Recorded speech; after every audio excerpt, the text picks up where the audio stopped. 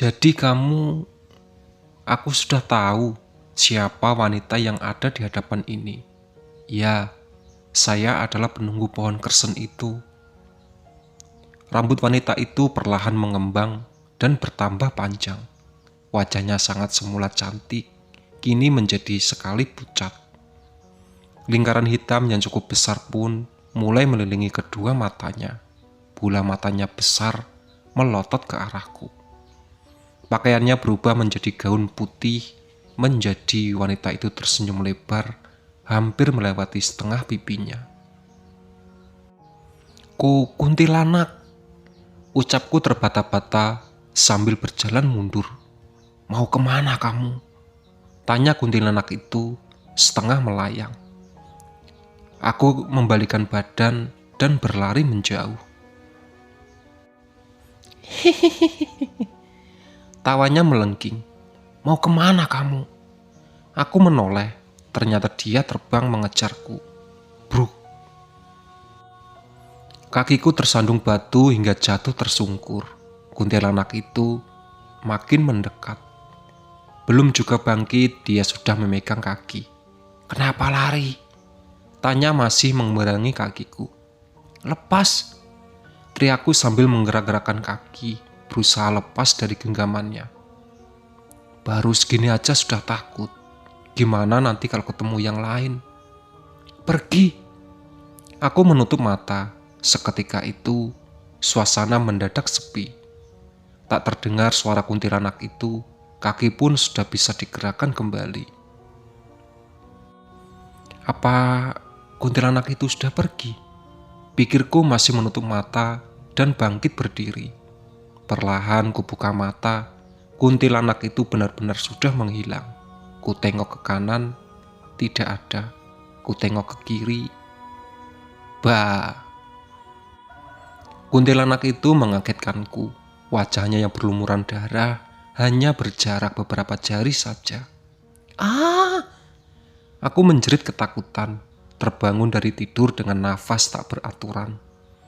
Jantungku berdebar sangat cepat, rasanya seperti baru aja selesai lari maraton.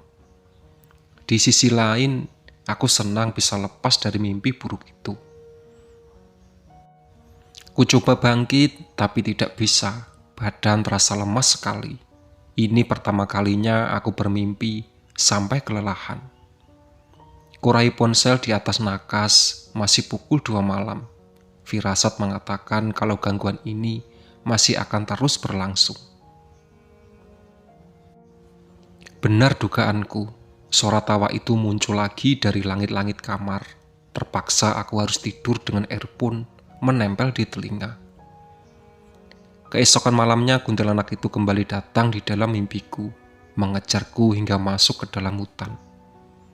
Kini dia membawa teman-temannya, 4 kuntilanak dengan wajah hancur. Permintaannya masih saja sama, aku harus bertanggung jawab karena tempat tinggalnya ditebang. Padahal ikut campur masalah penebangan pohon kersen saja tidak. Kenapa pula mereka meminta tanggung jawab padaku? Dasar makhluk aneh. 5 hari sudah mereka bolak-balik dalam mimpiku. Bosan rasanya harus terus berlari. Walaupun itu hanya sebuah mimpi, tapi lelahnya akan terasa ketika terbangun. Malam ini sebelum tidur, aku sudah bertekad untuk tidak terus berlari. Pokoknya harus berani menghadapi gerombolan kuntilanak itu. Toh itu hanya sebuah mimpi, bukan dunia nyata. Aku memejamkan mata, tidak lupa untuk berdoa sebelum tidur. Aku sudah berdiri di tengah hutan dengan pepohonan yang menjulang tinggi. Kondisinya agak gelap. Hanya ada sedikit cahaya yang menembus di antara celah-celah dedaunan. Suara wanita cekikikan mulai terdengar pelan. Sudah pasti itu dari gerombolan kuntilanak. Sepertinya mereka mendekat. Suaranya semakin lama, semakin nyaring, dan bersaut-sautan. Keluar, teriakku.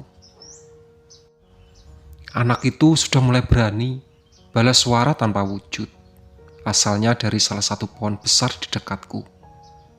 Kamu kerjai saja, Saut suara lainnya. Ayo keluar. Tak lama terlihat kuntilanak bergaun putih turun perlahan dari pohon di depanku. Entah bagaimana, cahaya rembulan jatuh tepat di tubuhnya, membuat terlihat sangat jelas. Kepalanya bergoyang ke kiri dan ke kanan, diikuti suara tawa yang melengking. Ada noda merah memanjang di sisi kiri gaunnya, seperti itu darah yang mengalir dari keningnya. Kamu berani? Tanyanya. Ya, balasku mendongakkan kepala. Lebih seram lagi, perintah suara tanpa wujud dari atas pohon. Baiklah. Kuntilanak itu membesar tubuhnya, rambutnya yang panjang mengembang seperti ekor bunga merak. Matanya melotot, dia tersenyum lebar, memperlihatkan robekan panjang di pipinya. Nyaliku mulai menciut, aku mundur perlahan ketika dia melayang mendekat.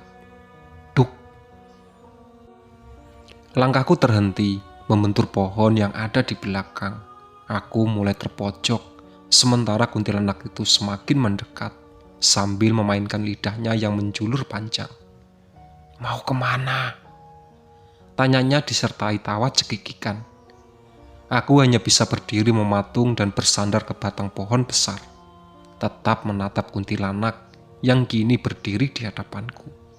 Takut, ledeknya. Aku memejamkan mata, lalu mulai merasakan sentuhan dingin di pipi. Bau busuk menyeruak, menusuk hidungku, bercampur bau amis dan darah. Masih berani, bisiknya. Hembusan nafas dingin terasa di telingaku. Tak lama ada hentakan keras di tubuhku. Aku pun terbangun, membuka mata. Lalu menatap langit-langit di kamar, berusaha menenangkan diri dan mengatur nafas, agar jantung yang berdetak cepat bisa kembali normal. Aku beranjak dari tempat tidur, pergi menuju dapur, mengambil segelas air untuk membasahi tenggorokan yang kering. Ketika sedang meneguk air, hidungku mencium bau busuk yang aneh. Bau busuk bercampur amis darah, baunya seperti menempel di hidungku. Bahkan sampai kembali ke kamar pun masih tercium. Aku celingak-celinguk melihat situasi kamar. Apa kuntilanak itu ada di dalam kamar? Kulihat jam di ponsel, masih pukul 11 malam, berarti tadi bangun tidur setengah jam. Aku berbaring di atas tempat tidur sambil mendengarkan lagu-lagu rock kesukaanku.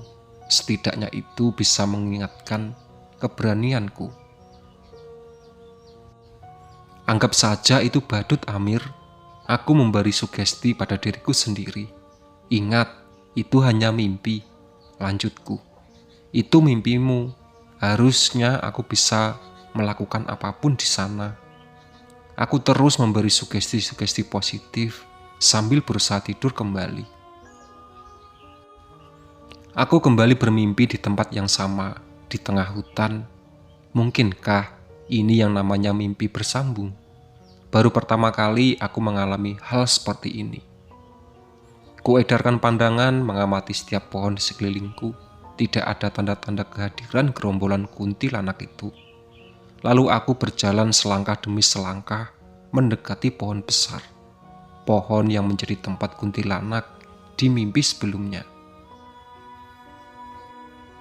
Aku mengenadah, memperhatikan batang-batang pohon itu, namun masih tidak ada tanda-tanda kehadiran mereka. Ketika akan berjalan bagian belakang pohon, salah satu kuntilanak muncul tiba-tiba mengagetkanku. Refleks tanganku mendarat ke pipinya, sebuah tamparan yang cukup keras. Aduh, teriaknya kesakitan. Rasain, makanya jangan suka ngagetin. Entah bagaimana saat itu aku menjadi sangat berani padanya. Awas ya. Kuntilanak itu melayang, memanjangkan tubuhnya, kedua tangannya di depan, lalu terbang seperti ingin mencekikku. Ingat Amir, ini hanya mimpi, batinku. Ku tepis tangannya yang pucat dengan kuku kehitaman itu. Hal itu membuatnya semakin marah. Terlihat dari bola matanya yang memerah. Dia kembali berusaha mencekikku. Kali ini kutarik rambutnya yang panjang hingga dia menjerit kesakitan dan menghilang. Tiba-tiba semuanya menjadi gelap gulita. Selanjutnya aku tidak ingin apapun. Yang jelas ketika bangun, cukup dikagetkan dengan gumpalan rambut panjang di atas tempat tidur. Entah itu milik siapa. Hampir sebulan mimpiku selalu sama, namun kali ini lebih berwarna. Yang tadinya aku dikejar-kejar gerombolan kuntilanak, kini berbalik aku yang mengejar mereka. Terkadang aku tarik gaunnya hingga jatuh tersungkur, ada yang kupukul badannya, lalu menangis kesakitan. Intinya rasa takutku berharap benar-benar sudah menghilang. Sampai aku kembali bermimpi, berdiri di tempat yang sama dengan mimpi pertamaku dulu. Ya, di pinggir sungai. Wanita pun hadir kembali. Tentunya itu salah satu dari kuntilanak yang menerorku akhir-akhir ini. Dia sepertinya sedang murung, duduk di atas batu besar di pinggir sungai. Dengan kedua kaki menyentuh permukaan air, kepalanya menunduk. Dia pun tidak beraksi ketika aku berjalan mendekat. Aku capek, keluhnya. Ternyata dia tahu kalau aku sudah sangat dekat dengannya. Capek kenapa? Balasku sambil menghentikan langkah. Wanita itu membalikkan badan, kami pun saling berhadapan. Capek mengikuti perintahnya. Sudah cukup, sampai di sini saja. Perintah siapa? Itu macan besar di depan rumahmu. Aku ingat kalau ada macan besar di garasi rumah. Bukankah dia baik? Tapi kok memang dia yang nyuruh apa? Dia memintaku menakut-nakutimu. Katanya itu demi kebaikanmu di masa yang akan datang. Kebaikanku? Iya, sosok seperti ini banyak di sekitarmu. Jika kamu masih takut melihatku, bagaimana melihat sosok yang lain lebih menyeramkan? Jelasnya. Sekarang aku sudah tidak takut lagi, balasku. Aku sudah tahu, entah berapa kali kamu menampar dan menjambak rambutku. Sakit tahu, itu salahmu sendiri. Mau bagaimana lagi daripada macan itu memakanku? Jadi kamu sebenarnya bukan penghuni pohon kersen itu. Aku penghuni pohon kersen itu, tapi yang meneror warga itu kuntilanak lain. Tepatnya kerjaan teman-temanku. Oh begitu. Terus sekarang kamu tinggal di mana? Di rumah kosong, sebelah rumahmu. Tak disangka percakapan kami mengalir begitu saja. Dia menceritakan banyak hal, termasuk kejadian-kejadian di akhir hidupnya. Siapa namamu? Dari tadi ngobrol aku sampai lupa menanyakan namanya. Chani. Hahaha. Aku tertawa mendengar namanya itu. Kenapa tertawa? Namamu lucu. Jahat. Dia memalingkan wajahnya, menatap aliran sungai. Ternyata kuntilanak bisa juga ngambek. Aneh banget. Aku juga punya perasaan seperti kalian. Dia memutar kepalanya 180 derajat.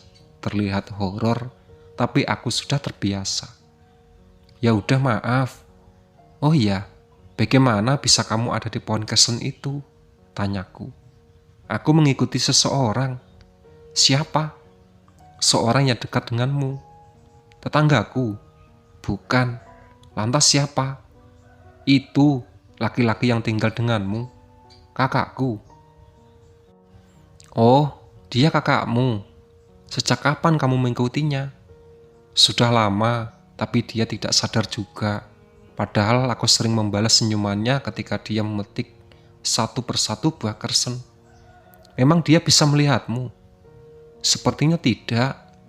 Setiap kali aku ingin masuk ke mimpinya, burung besar itu melarangku.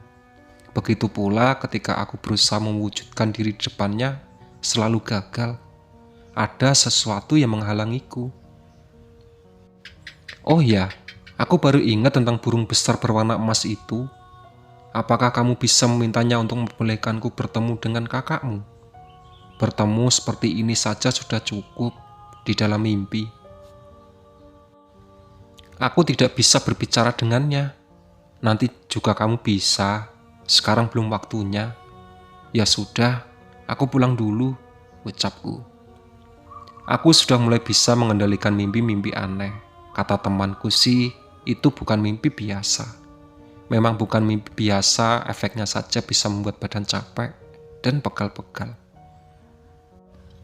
Waktu sarapan, entah kenapa aku selalu tersenyum melihat kakakku Dani. Ada apa sih? Tanya Dani kebingungan. Kagak, balasku. Lah itu, senyum-senyum gak jelas. Enggak kak, cuma tadi mimpi lucu aja. Mimpi apaan? Mimpi kakak kecebur ke sungai, terus hanyut. Mati dong. Ih, belum selesai. Terus ditolongin cewek cantik. Apaan? Gak jelas. Semenjak malam itu, Chani jadi sering mengikutiku. Kadang ketika aku sedang bermain di lapangan kuliner bersama Dudi, dia asik menonton kami bermain di atas sutet. Ya, aku sudah mulai biasa melihatnya, walaupun belum begitu jelas. Itulah sahabat cerita dari Cerita Amir. Ditunggu part selanjutnya.